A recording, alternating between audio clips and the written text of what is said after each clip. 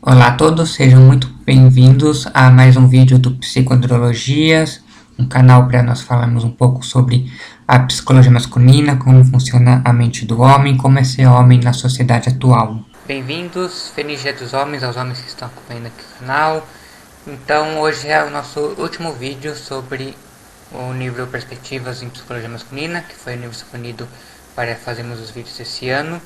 E aí no capítulo final, então, nós temos algumas conclusões de quais são os temas principais estudados pela psicologia masculina. O primeiro deles é que existe muita coisa, tanto na literatura quanto na prática, nas recomendações das instituições que regulamentam a prática em psicologia, que, em geral, elas parecem ter boas intenções, mas as consequências podem ser muito piores do que os problemas que elas se propõem a resolver.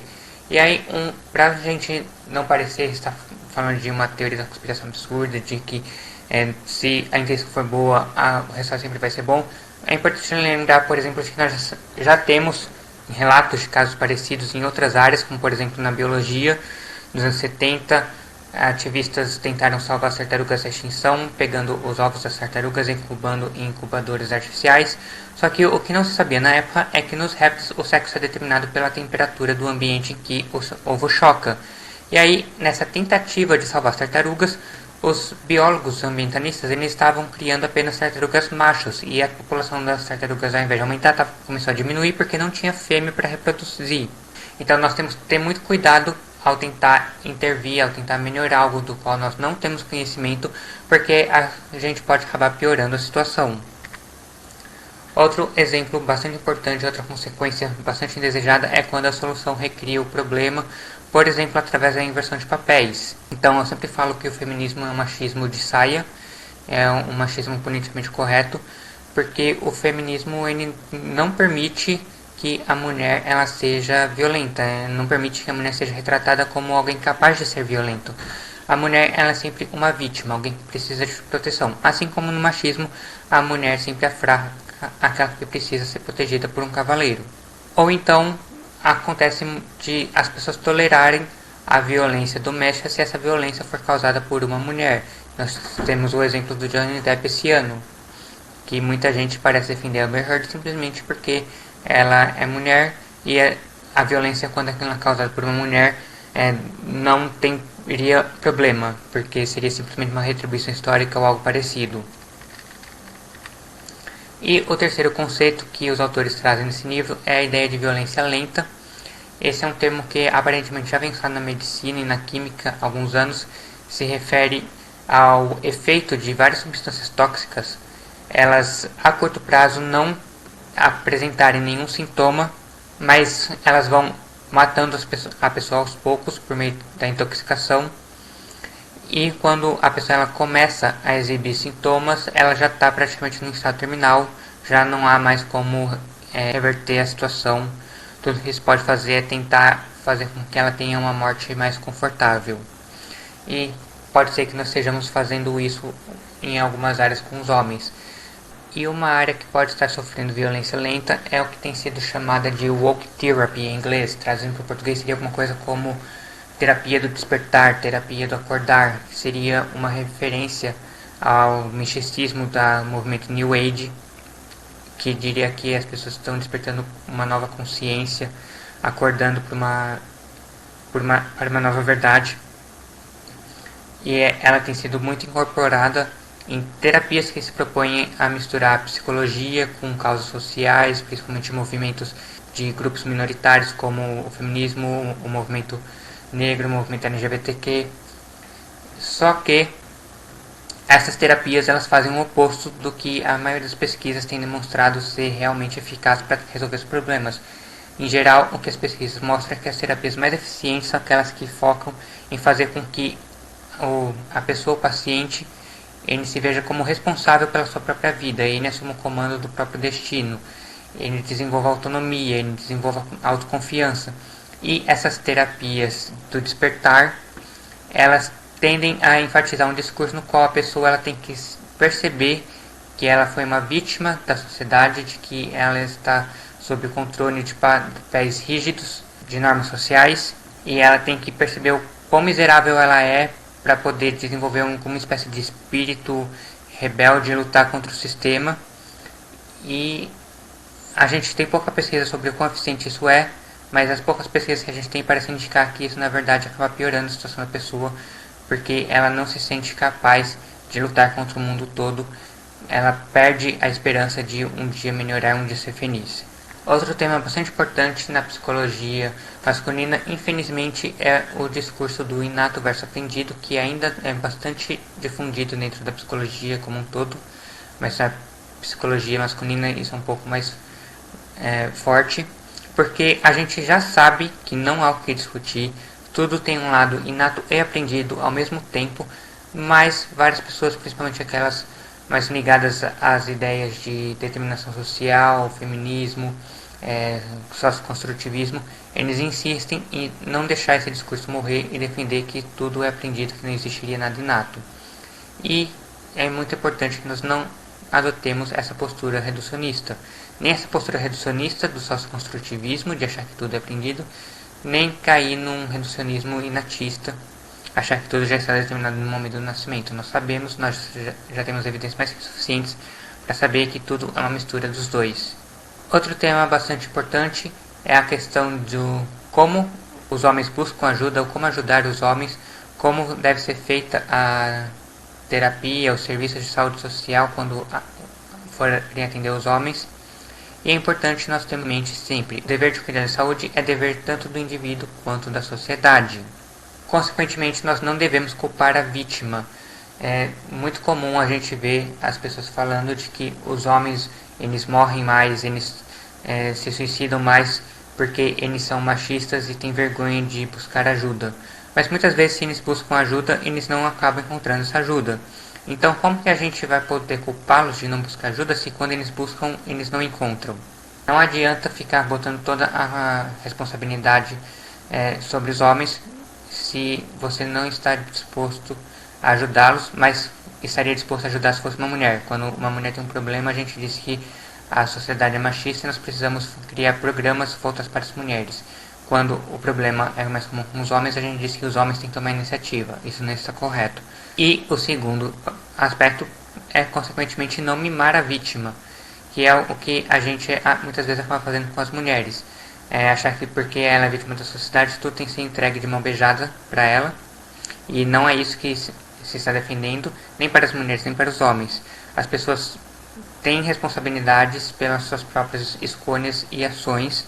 E não adianta a gente ficar oferecendo, correndo atrás dos homens o tempo todo. A gente também tem que incentivar os homens a procurar esses serviços, claro, oferecendo serviços de qualidade sempre.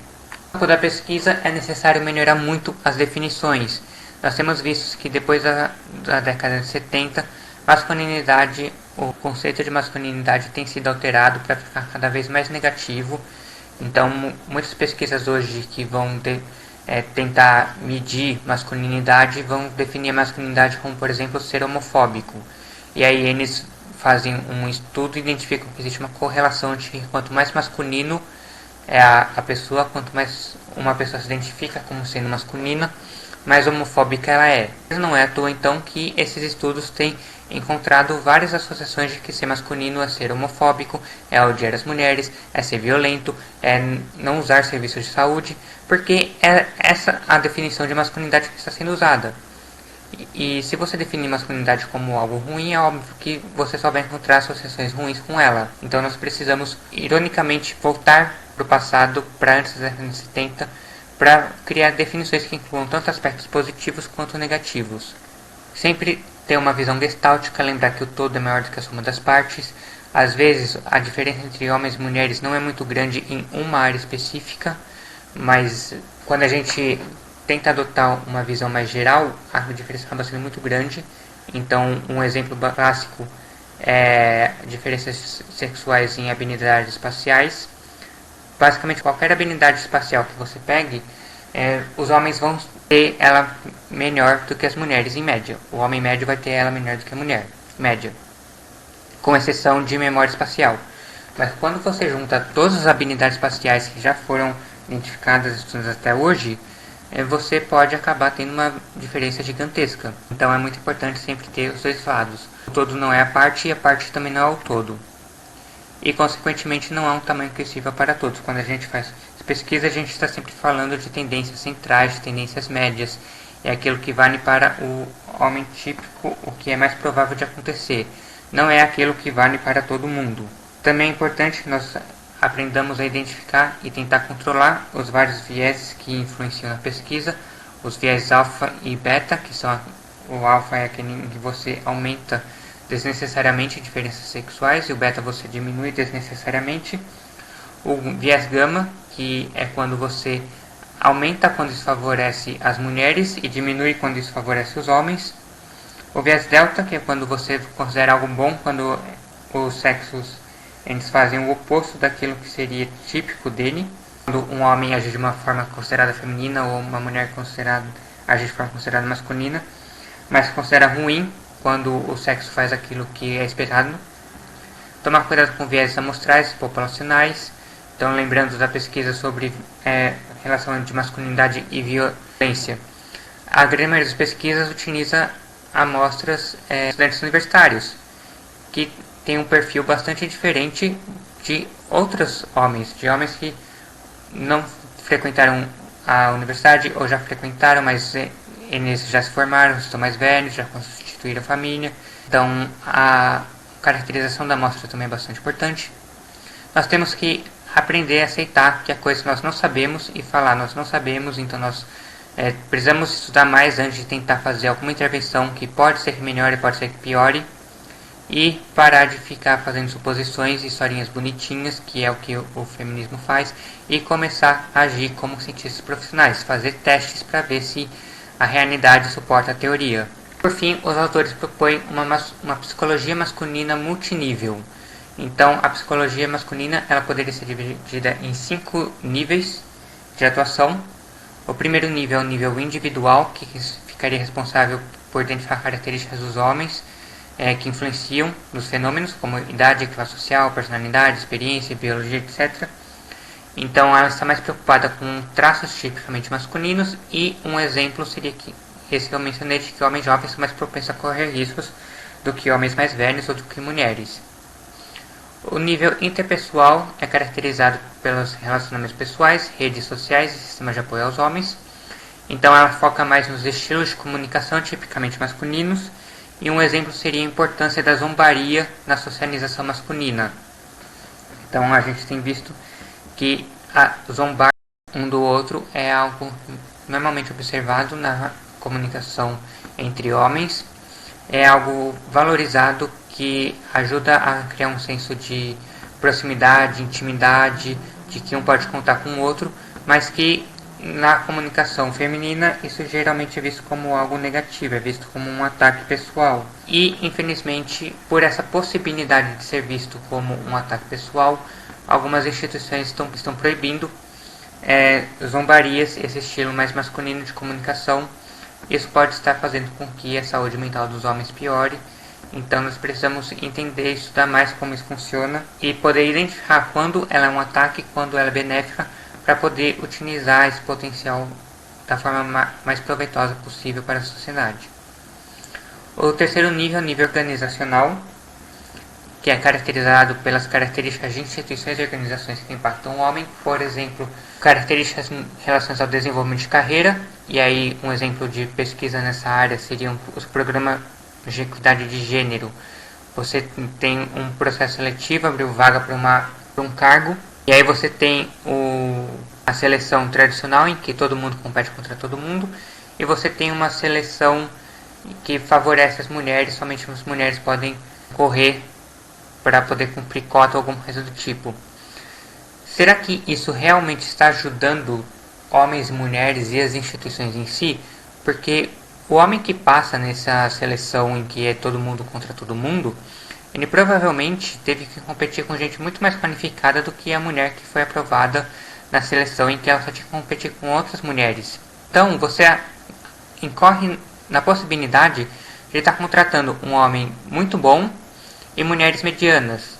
E aí você, ao invés de combater estereótipos e preconceitos, você acaba reforçando eles. Porque os homens, eles são top do top, eles conseguem fazer coisas incríveis, E as mulheres, elas são medianas, medíocres, elas não conseguem fazer as coisas que os homens conseguem fazer, o que só acaba reforçando a crença, a atitude de que as mulheres seriam piores do que os homens.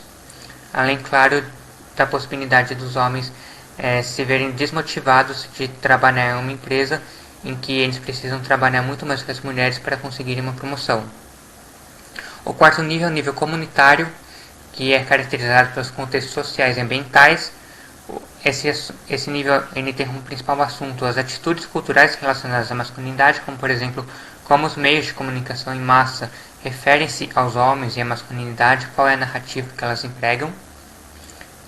E o quinto e último nível seria o nível da política pública, que é caracterizado pelas políticas e leis. E os assuntos envolvem, por exemplo, tribunais de família. E aí a pesquisa provavelmente mais difundida nessa área seria qual o impacto na saúde mental dos homens quando eles são em contato com os filhos após o divórcio, ou quando eles têm o acesso impedido pela mãe, ou pela justiça, acaba ocorrendo uma situação de alienação parental. Tudo isso é muito importante. Eu espero que vocês tenham gostado. Quem gostou, curta, compartilhe esse vídeo com os amigos e familiares. Quem ainda não está inscrito, inscreva-se para receber notificação de quando sair vídeo novo. E vejo vocês em junho do ano que vem. Até mais.